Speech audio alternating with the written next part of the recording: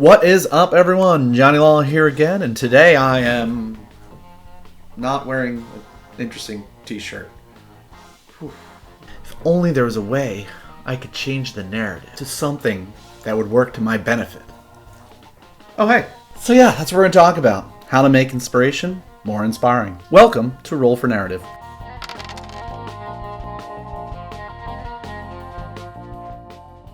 So what exactly is inspiration? Well, it's a mechanic that GMs can employ to reward players for either RPing well, leaning into their character's traits or flaws. I've seen it given out for just helping out a character instead of taking an attack action. Really up to the GM. But the problem with it is, A, it's pretty boring. It's just an advantage to a roll of your choice, but you got to do it before you make the roll, which is, I don't know, I guess it's better than nothing, but still, not great. And also, I feel like players seldom remember to use it. I mean, it's right up there. It's right at the top of your sheets, that little rising sun that you put up there. But you just always forget to use it because you only get one. You can only have one at a time, and it goes away, and then who knows when you'll see another one. So what can we do to make that a little bit more interesting? Well, let me tell you about fate points. In OSR Plus, we have a mechanic called fate points. It's built into every game. When you use a fate point, you can do one of three things. Revive yourself from death's door. Explode a die. Create a narrative advantage. This is what I want to focus on. What is creating a narrative advantage? It's basically the player taking the reins from the GM for just a little bit, just an instance, to give themselves a benefit in a dire situation. There are a couple of guidelines into adjudicating this, though. It's not a get out of jail free card. It's not just, I use a fate point, so therefore this person comes back from the dead. There are some rules. Fate points will never determine an outcome. It's not an I win button. What it does is open up opportunities to win. Fate points affect a single action. Fate points shouldn't contradict the fiction.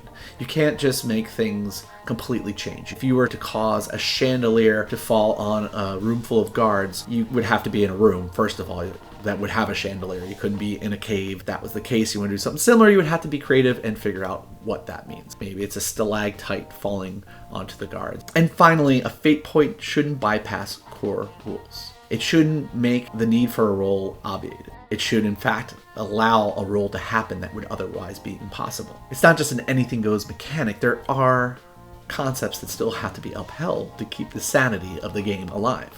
So what are different types of narrative advantage that we could have? Well, the most basic one is the one I kind of give you the example of. This is altering the scene, just changing something. Say you're beset by 10 bandits and you're outmanned and outgunned, your party's in trouble. Well, that one bandit, that's my cousin Tom. Tommy, I didn't know this is what you started doing. And now how's Tommy going to rob you? Another thing is it could just change the lore. Maybe that the bandits are actually like Robin Hood's men. And if you can prove to them that you're not some rich billionaire assholes, that you're just common people, then they will actually take you in. Another option is you can create a flashback. There's a game called Blades in the Dark that does this as well. Blades in the Dark is all about heists, so you could say that like I hid this object here that I would need, or when passing the sleeping guard, I swiped a key from him. Another way you could do is to enhance your equipment. Perhaps you only have one rope and you need to get a very large object up there, and there's no way physically possible that that rope would be able to hold this elephant. Well, it's not any rope. It's actually made from fine elven fibers, which are woven by a long extinct giant spider that creates this crystalline adamantium blah blah blah blah whatever thread that is able to withstand extra weight. You could use them to recover miraculously. I did this in a game myself where I was, it was a kind of like a steampunk western-y setting, and my character Martha, she got really beat up and she had like this suit of armor on, like steam powered, like mech suit almost, and I used it to not only heal that armor up but also to get a little bit more of my magic back, or what I use for we call it magic points, but she wasn't actually using magic because that's not the setting. You could use it to enhance a spell or ability. Now remember, once again, we're not breaking the rules here, but maybe bend them a little bit. One of our characters, Nin, she used it at one point where she was using lightning, but she used it to create a storm around an airship that was chasing us, and basically just, she basically called lightning. She became Storm from X-Men for a minute. So it was kind of a really cool cinematic moment that cost her a fate point, but saved the day, got us out of a sticky situation, or allowed us to try to get out of the sticky situation. Because I do believe she did roll for that.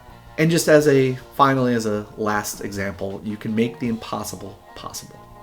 And a real life example of this is the classic story you hear of a mother channeling adrenaline as a car is crushing her child, and she was able to lift something which should be way too heavy for her. That's a great example of how a fate could play out in that way. So now, how can we integrate this into 5e? Well, I think it's pretty simple, actually.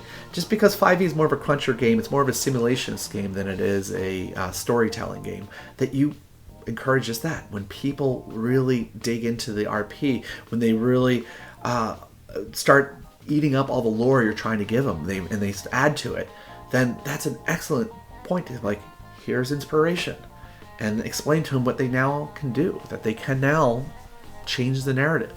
And obviously, it's always up to the GM to decide what is allowable and what is just total bullshit.